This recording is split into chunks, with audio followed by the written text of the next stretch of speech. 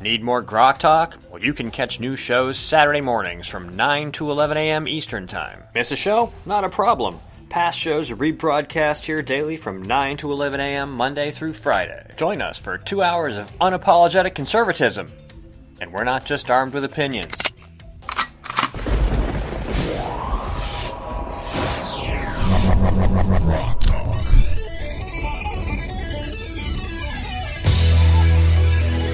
Welcome back.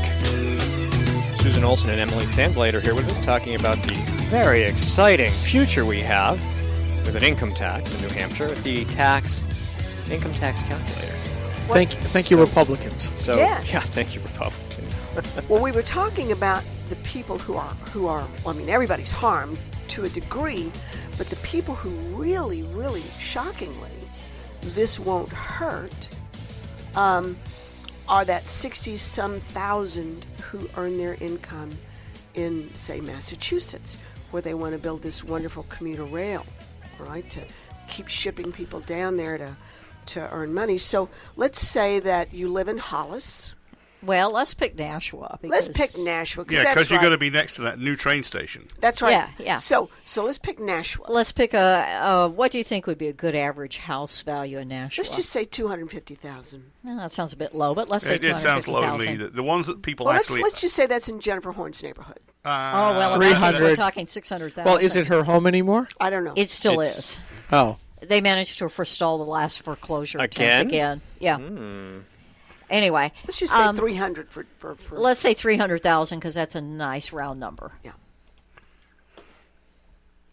And let's say that they're working in Massachusetts and it's a double income family, so they're making $200,000 a year. No, we can't. Let's say about 150. Adjusted gross income. Adjusted gross income. Yep, two people at $75,000.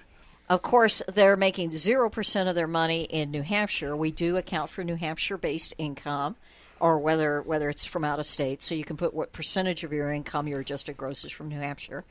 And then we'll just still assume that we're going to talk about 95% contribution from the federal government. Because they promised. They promised. We'll talk about lower levels of funding and how much that affects your tax burden. But for somebody who works in Massachusetts and has a fairly decent home in New Hampshire, their current tax is about $73.59. Property tax. Yeah, their current property tax. Local and state. That would go down to $6,597 for a savings of close to $800. That would also be their total tax. Their total tax would go down by close to $800 because they're already paying Massachusetts income tax and they wouldn't pay any New Hampshire income tax at all. Because we credit them? Yeah, the New Hampshire tax will be 3.75 plus whatever it takes to cover expanded Medicaid. Oh, that sneaky Democrat saving the rich. Yes. Exactly. This is a transfer from the people who live and work in New Hampshire to people who go out of state for higher paying jobs. In other words, the people it's another subsidy for those people. The people that live here vote Democrat and don't work here or pay the costs. Yeah. Yes. Yeah. Now let's say and who would benefit if those taxes went to pay for, say, a train station? Yes. But let's say that 100% of that person's income comes from New Hampshire.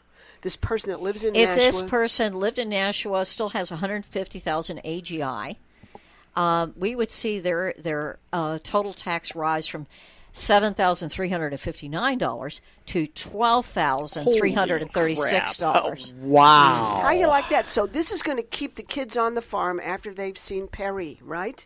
So everybody's going to want to live in New Hampshire.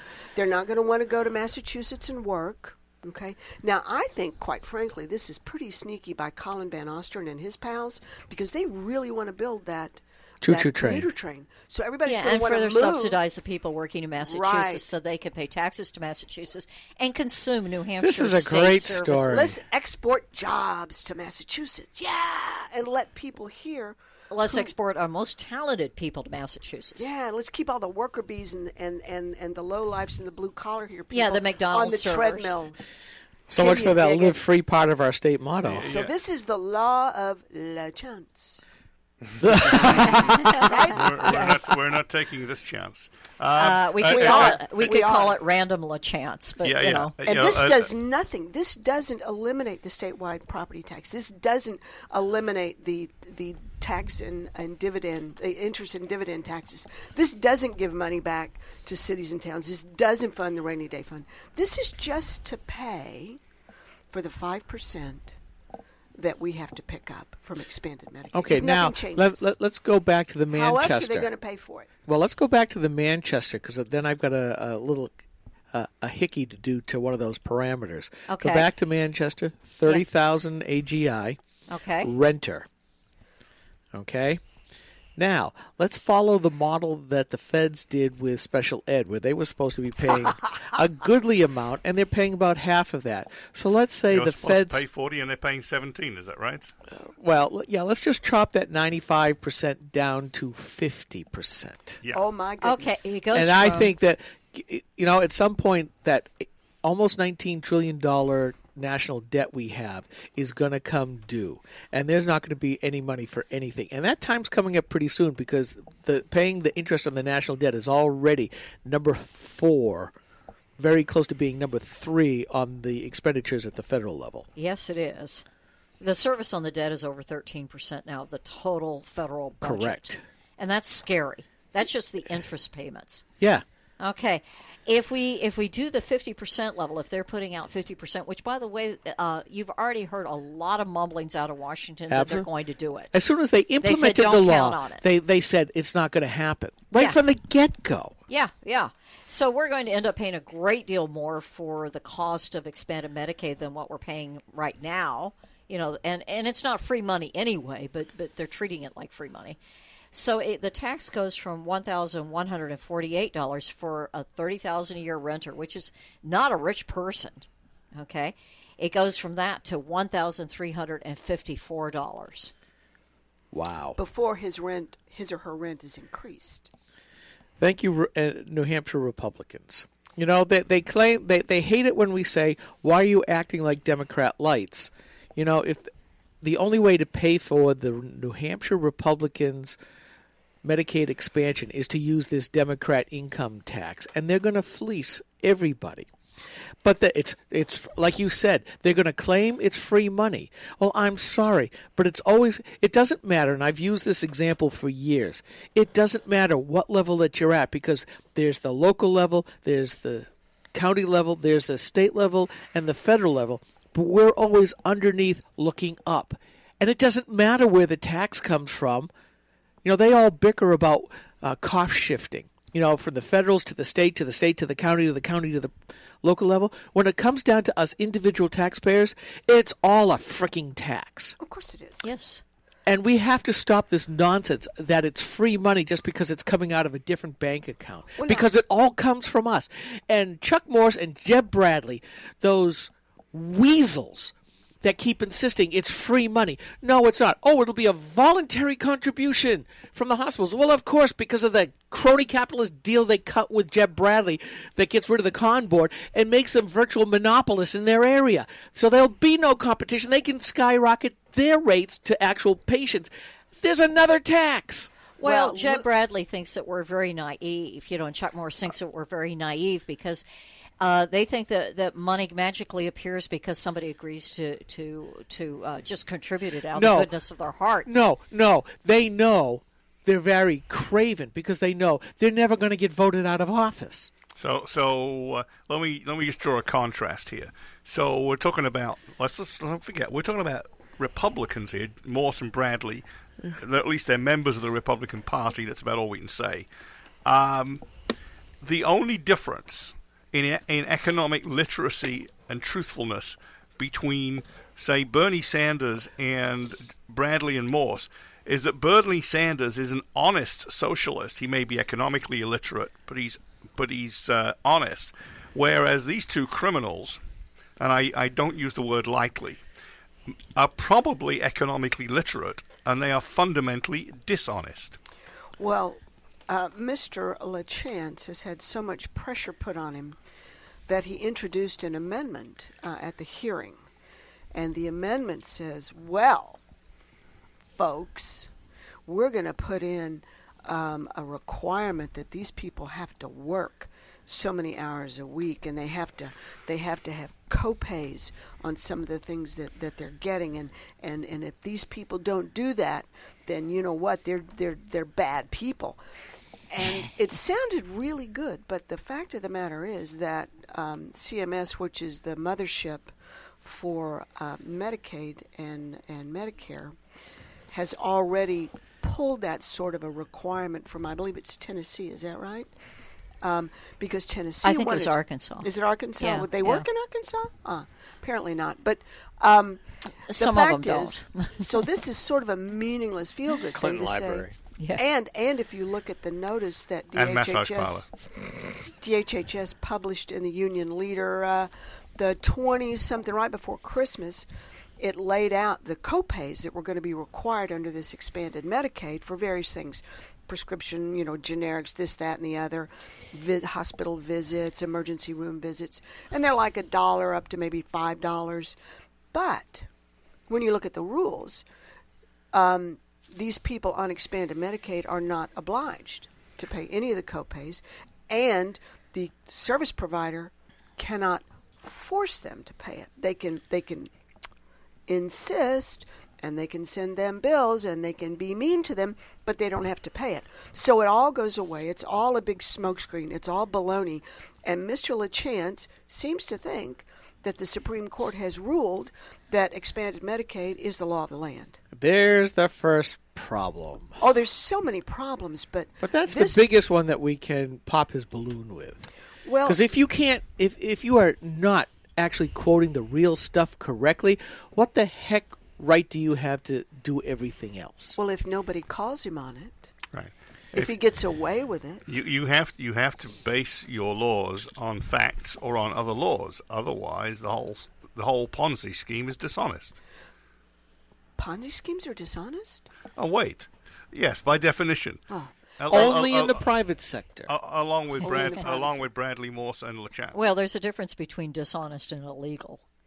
They're illegal in the private sector. They're not illegal in the public sector. Well, that's the whole point, because But they're still dishonest even in the public sector. Because they've written themselves laws saying they're not illegal in the public sector. King Canute's all. But this is simply more federal money laundering, taking money from people who have jobs and are forced to pay taxes, running it through Washington, and then giving it back to hospitals and cronies. But Mr. LaChance seems to think that, New Hampshire's a donor state, and we don't get back as much as we give them. And I'm thinking, well, why in the hell do we give it to them in the first place? Yeah, and this is Joe LaChance, again, New Hampshire State Rep out of Manchester. Out of Manchester, yes. Paid lobbyist for the hospital systems. He is not paid. Oh, He's a okay. volunteer. Which sometimes is even worse, because that makes them a true believer. Well, maybe he's going to challenge David Booten. Maybe they know that Mr. Booten might be vulnerable in an election, and maybe because Mr. LaChance would not back Mr. Booten's opponent in the last election, maybe, and I'm just a jaded old hack, I'm a little old lady who does nothing but sit around and listen Knit. for the black helicopters while I'm crocheting. Perhaps the Elliott I wouldn't like to fly a black helicopter over your nest. Let me just say that. Well, it's probably not a good idea. That's correct. But maybe Mr. LaChance is positioning himself to run for New Hampshire Senate in the event that Mr. Booten is challenged by someone serious. I think it's more likely that Mr. LaChance, who is a freshman legislator and is carrying the most important piece of legislation in the legislature for this year and maybe for the term, is being used as a patsy. Well, I was going to use, engineers And love he's been elegance, and I was just going to use a four-letter word, dupe. Well, that's a word you could use, or, there's a number of other words. But we think that perhaps, the reason he was picked was because he was a willing tool. But he thinks what he's going to do, though, because I've been really mean to him. I've been really mean to him. How have you mean? Oh, I have said bad Him, things. Tool, and then that picture. Did you like that? And so he has decided that because I know nothing, he's looking forward to exposing me. well, when as I said in the pre-show and before that, when you pick on one of the Granite Rock writers, you have just made awake the African bees. Well, I think it's interesting that, what is this guy? Maybe 48, 49? Oh, he's somewhere in his 40s. Maybe, is going to pick on a little old lady. Everybody else has been mean to him. He's going to pick on me. You That's know, a buddy, really you bad need to decision. show respect for your seniors. We're all older than you are. Note to Mr. LaChance. Steve's rolling his eyes, realizing that, yes, I he am? is. No, I am. I'm just like... Just barely. I'm just doing some math. The rest of us don't have to do the math.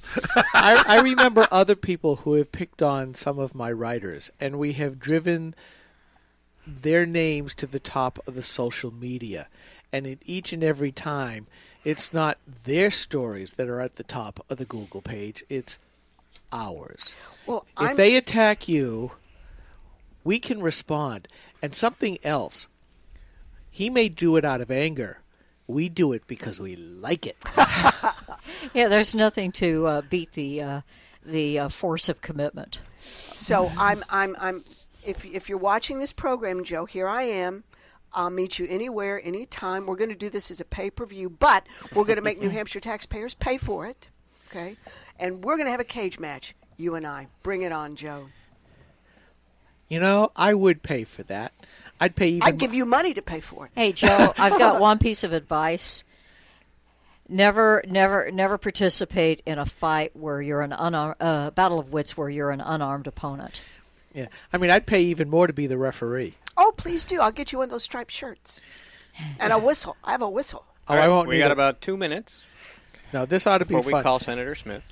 Well, one of the things that we want people to understand is that this tax calculator is based on absolutely irrefutable numbers and mathematics. So- And we've used the same data sources that Mr. Henley used in coming up with his estimations on what taxing adjusted gross incomes in New Hampshire might do.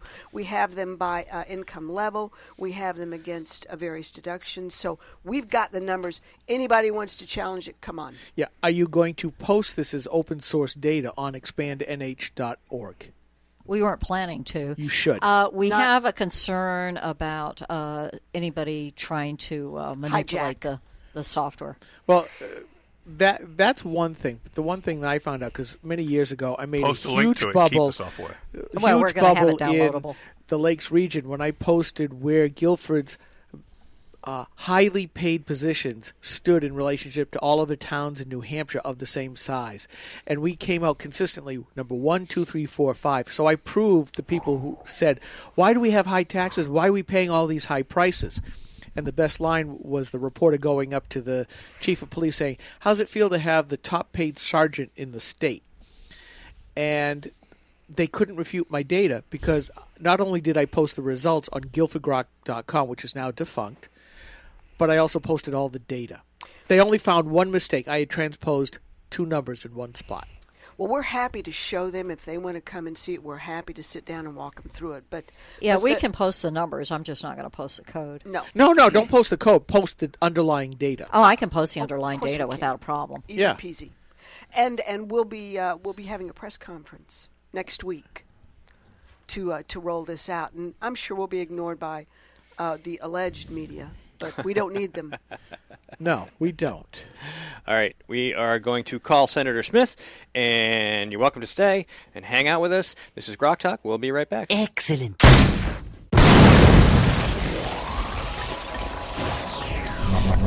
Grok